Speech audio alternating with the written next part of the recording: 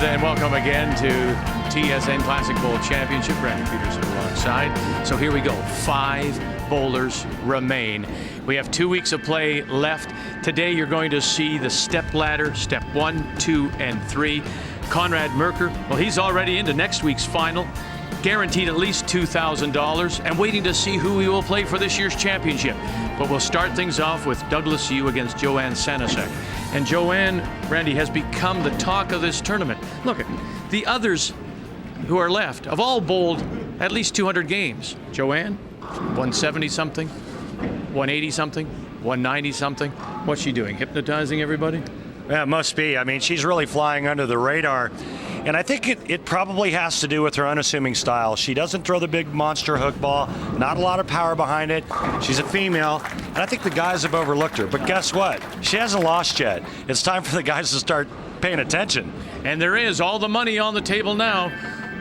We know that Merker has already guaranteed himself at least $2,000. The winner will pick up $5,000. Now it starts. The Bucks are to be won here in Mississauga and on TSN, Canada's sports leader.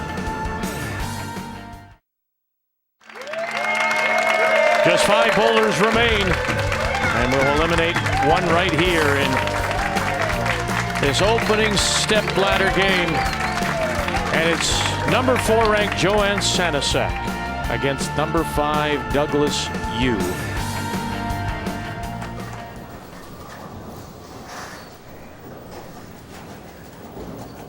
No second chances now. You win, you move on. You lose, you go home. Joanne Sanasek, Napierville, Quebec. Douglas Yu, Markham, Ontario, in this first of our ladder finals. She's been around the head pin throughout the game so far, with spares up in 1, 2, and 3. Joanne Sanasek, very much a straight ball thrower. Could you, in fact, I mean, she's 24. Could you, in fact, work with her to try and get just not, look at, you don't want to throw it to the edge of the gutter and come back, but just give her a little bit more hook? Absolutely. You got to do is firm that wrist up a little bit at the bottom of the swing.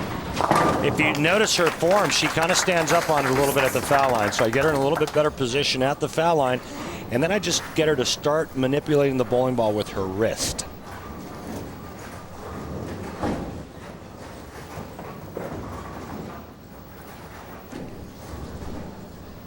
Douglas Yu gets into the championship ladder as the highest non-winning score. That was a 219. And he's got it going here. Well, the only southpaw in the stepladder finals, so Douglas he's got the left side of the lane to himself, and if he finds a home to the pocket, makes the right adjustments, he doesn't really have to worry about a whole lot of transition happening on his side of the lane.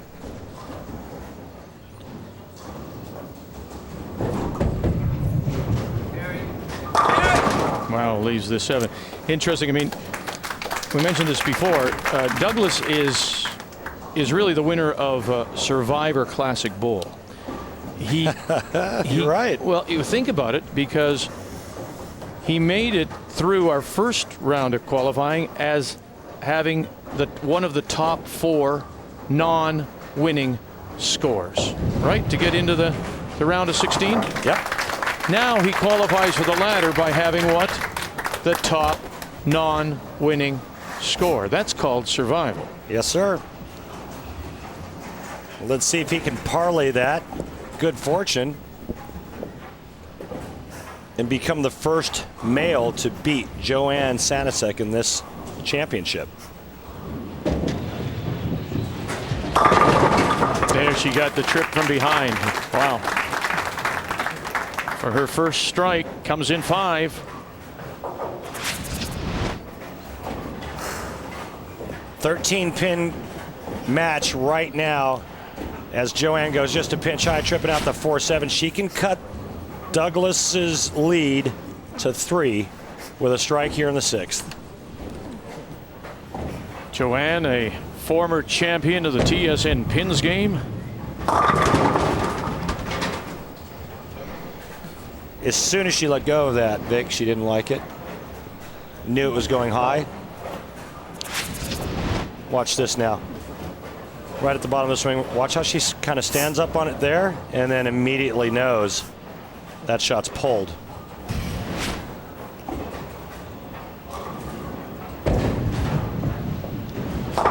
Oh, dear. Isn't that interesting now? Here's a bowler who, for all intents and purposes, throws a dart. And when she really needed it, she couldn't throw it. Or if she did throw it, I mean, she maybe pulled it a little left, but I mean, that's one of those shots. You put it between those pins. She pulled it on the spare shot as well, sir. And he's got it rolling here. Douglas Yu. You got to factor in the nerves as well. And Joanne may be very nervous right now, knowing what's at stake. Take a look at the score. What Douglas, a great card that is, too. Yeah, it's a very nice looking piece down there at the bottom. Douglas Yu with a 25-pin lead, looking to increase that lead to 35. Very clean scorecard for Douglas.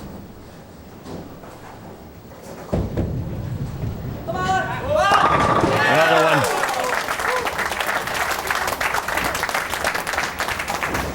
His friends call him fish because in Chinese, yu means fish. I did not know that. Thank you, Johnny. Just think of me as your Ed McMahon here.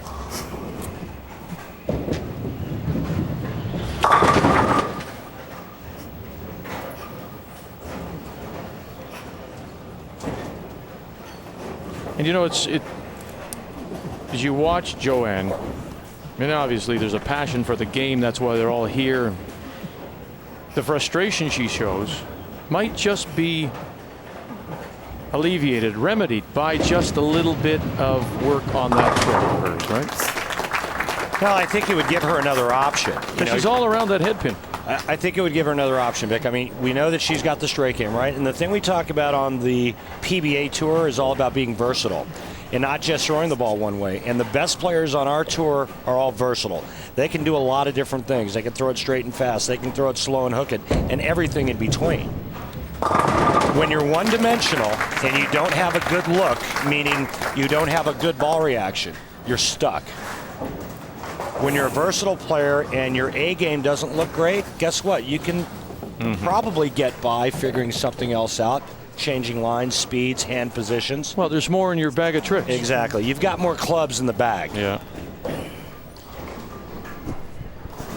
Working on 2 in a row. Douglas Yu. Kick it. Oh, how does that go around? Really? Douglas Yu's like, really? How did the 10 not go down? What a great shot this kid threw here. Watch this.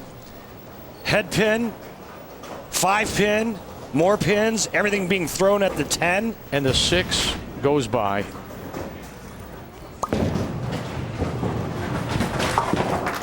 He's had a great card so far, marking in every frame.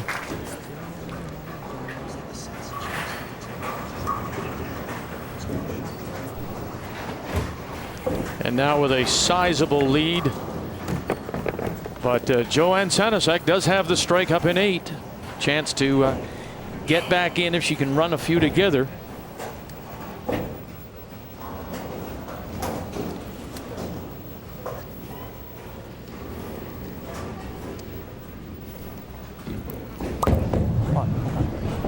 Come back. Boy, boy, oh boy, oh boy. He was lucky to keep that on the lane. And this is a big, big chance now here for Joanne. It's an opening. Look at this. Yeah, this is called 3 off the left. And you're right, he's lucky that ball stayed on the lane. Let's see if he can convert.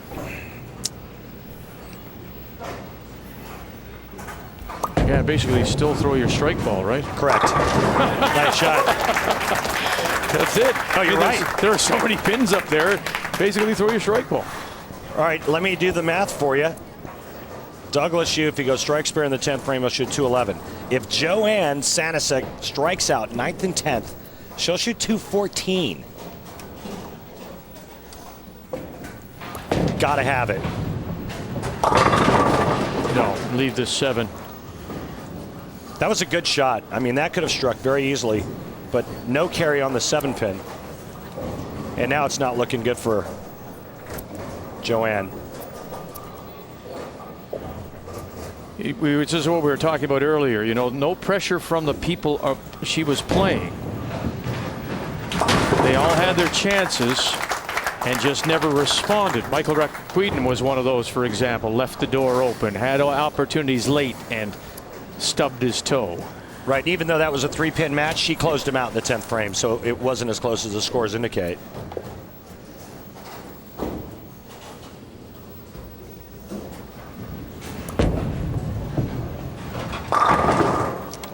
And bad carry is going to do her in. Best she can shoot now, 183. Douglas Yu needs to keep it on the lane and get good count, and he will move up the ladder and take on Mr. Serwetnik. Yeah, Russell Serwetnik is waiting, and Russell, in much the same fashion as Douglas Yu, he qualified after the opening round by one of the high scores, non-winning high scores. So we're going to have a couple of survivors, it looks like, meeting in our next game.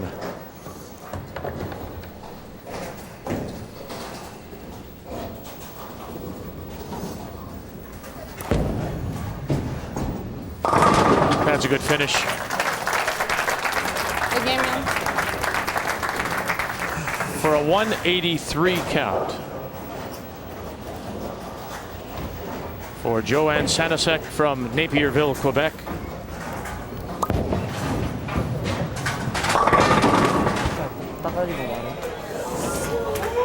That's enough. Goodness. Thankfully enough. Good thing he didn't need a mark in the 10th frame.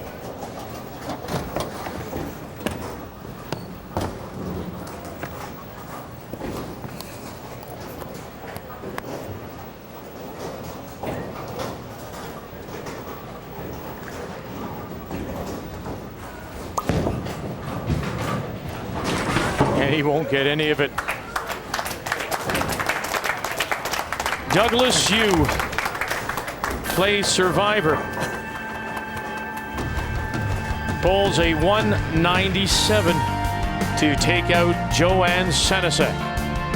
And so Douglas Yu will take one step up the championship ladder. And waiting there is Russell Serwetnik when we come back.